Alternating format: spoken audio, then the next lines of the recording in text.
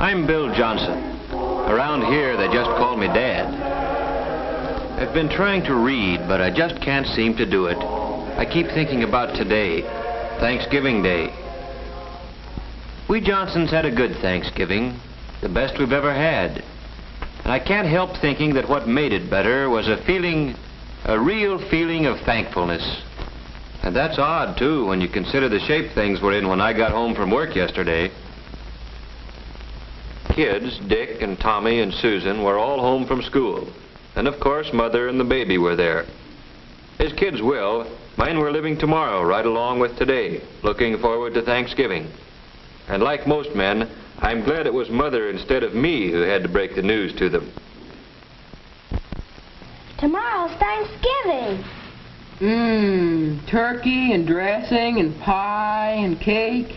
And fruit salad and whipped cream and cranberries. Gee, I can hardly wait. Me too. Well, you know, children, we've had a lot of expenses this month, and, well, your father and I thought that... Well, the truth of the matter is, there just won't be any turkey this year. No turkey for Thanksgiving? Oh, I'm going to make a pumpkin pie. We'll have plenty to eat, but, well, we'll just have to get along without turkey. Mom, you don't mean it. It won't be Thanksgiving at all. Even the Pilgrims had a feast. After all, isn't that what Thanksgiving's for? I don't think it's fair. And it was right there that I came in, right in the thick of it. Hello, everybody. Hi, Pop. Hello, Mother, Dick, Susan. Well, what's been going on around here? What's the matter with everybody, anyway? Mom says we're not going to have any Thanksgiving. No turkey, no good thing. A fat lot we're going to have to be thankful for. Oh, I don't think you kids really mean that. We do, too. We've always had turkey for Thanksgiving. Yes, and everybody else in the block's going to have it this year. Same as always. Yes, we've always had turkey, just as a lot of Americans have had it, and we'll keep on having it. Turkey on Thanksgiving's a great American tradition. But what you kids are saying makes it sound as if the turkey's the only thing we had to be thankful for. Well, gee whiz, no, Dad. It's not that at all. Oh, I know, Dick. With turkey, it's easy to lose sight of what Thanksgiving really means. And don't think we're just making excuses because we don't have any turkey this year. We know it'll mean a lot more to us the next time we do have it. Well, sure. Suppose we don't have a bang-up feast. We're still a lot better off than the Pilgrims. That's it, Dick. Do you other kids see what Dick's trying to say? Turkey or no turkey, we've still got all the freedoms and privileges the Pilgrims gave us. And out of those privileges have come a lot of things. Things the Pilgrims never even dreamed of. Why, we could make a list a mile long. Why don't we do it? But now, hold on a minute. You've got the idea, but it isn't something you can write down like a grocery list. You've got to feel it down deep before you can really be thankful for anything. I tell you what let's do. Let's take a little more time to think this over. When you get right down to it, there are some pretty tough decisions in making up your mind what means the most to you. Your life? Sure, that's one thing you can't get along without. But do you know that there are some places in the world today where you have to get along without just about everything else? Golly, Daddy. I guess I kind of got carried away. But I'll bet you one thing. If we really think over what we have to be thankful for, when we sit down to whatever Mother fixes to eat tomorrow, we'll be one family in America that will really have a Thanksgiving dinner. Well, that's how it got started. The Johnsons didn't have any turkey. And the kids, no, I mean everybody, likes to make something special out of a special day. So we fell back on something as old as the Pilgrims, toting up the common, ordinary blessings that we had to be thankful for. That night, I'd see Dick there building his model airplane, and Susan just playing. Only they weren't just playing. They were mulling things over, thinking big thoughts for such young heads. And as for Mother and Tom and baby Janet, and yes, me too, it was as if we had our eyes open for the first time. Things there were to appreciate in just any ordinary day in America. When we took our places around the table and we were ready. And then, well, we all knew it. There are some things you just can't say. But everybody in his own way knew what he had to be thankful for, and that this was the time to think about it. Tom was first. I am thankful for getting plenty to eat all the time, with extras that count, like cookies and milk after school. Like Mom says, I'm hungry all the time anyway, and if I didn't live in a country where there was plenty to go around, golly. And I'm thankful for the free public library, where I can get books about adventure.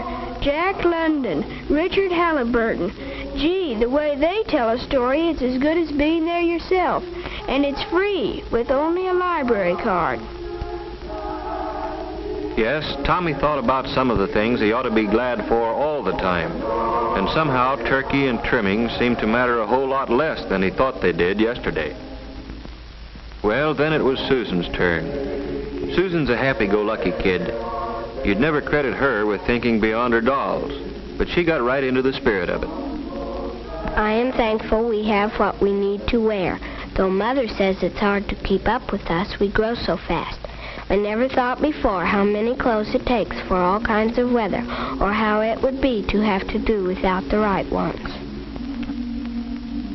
I'm glad to be able to go to Sunday school, or go to any church I want, any Sunday. I'm thankful for my mother and daddy, that they are here with us, that both of them aren't too worried about things to take time to have fun with us. I'm glad we're a family, that families are still important in America. I guess Dick, being the oldest, was having some pretty serious thoughts. I am thankful for being able to get an education, for living where schools, all schools, open their doors to a guy who wants to learn, where school books are studied instead of burned, where a guy is rated by how much he knows, and the community is rated by how well it teaches him. I'm glad I've got a chance to play, batting a ball around once in a while. Stuff like that. I'm glad it's fun, growing up in America. Sure, baby Janet's too young to understand the big word Thanksgiving. She's too little even to tell us the things that make her happy. But we can tell, and maybe she's thinking about them now. Maybe she's thinking about the fun of splashing around in the tub, and about how good it feels to be clean. About playtime with Mother, and the security she feels in Mother's arms. And as for Mother, seems she's always working, cooking, ironing, tending children, daylight to dark. What does she have to be thankful for? I am thankful that my children had the privilege of being born safely and of growing up healthy and strong. I'm thankful that I have the privilege of guiding them as they become useful men and women. And I'm thankful for all the things our American system makes possible for the Smiths and the Browns and the Johnsons. For washing machines, hot water out of a tap, and a telephone to call the doctor when one of the family is sick. A car to get Dad to work. Yes, I'm thankful for all the things free people working together can produce. I'm thankful that when my neighbor drops in to borrow a cup of flour, we've got the right to talk about anything we want to. The parent-teacher project, the new mayor, or Jane Jones' hat. And last of all, I'm truly thankful for the peace of mind that Dad's job brings, for knowing that even though there are lots of luxuries we can't afford, there still will always be enough to go around for the things we have to have. I'm glad Dad doesn't work slave hours, that there are evenings and Sundays and vacations when we can all be together. That's Mother for you, grateful for what America means to her family. And now for me. I've got so many things to be thankful for. I'm thankful for this house. It may need a coat of paint, it has a mortgage, but it's ours, a place where we can be together in privacy. And I'm thankful for the thing that makes this house our home, the happiness here, Not just today or on Christmas morning, but on a day-to-day basis all through the year. For knowing that a knock on our door means nothing to fear. A friend calling, or maybe a bill collector, or a kid selling magazines. You never know what to expect. But you can count on one thing. It's not going to be some political gangster coming to drag one of us off to jail because we believe in freedom. And I'm glad that that freedom we've got lets me choose the kind of work I like and can do best. Taking a sluggish motor and making it hum again. Makes me feel that somebody got to his work, or wherever he had to go, just because of me. And feeling like that gives me a lot of satisfaction. And I'm thankful for my newspaper. Just a few cents worth of printer's ink and paper, but more valuable than any amount of money. Because in it, the editor's got the privilege of printing what he thinks. And I've got the privilege of agreeing with him or not, however the facts strike me. And both of us, the editor and I, have the right to act on our opinions on Election Day, to vote for the principles we believe in.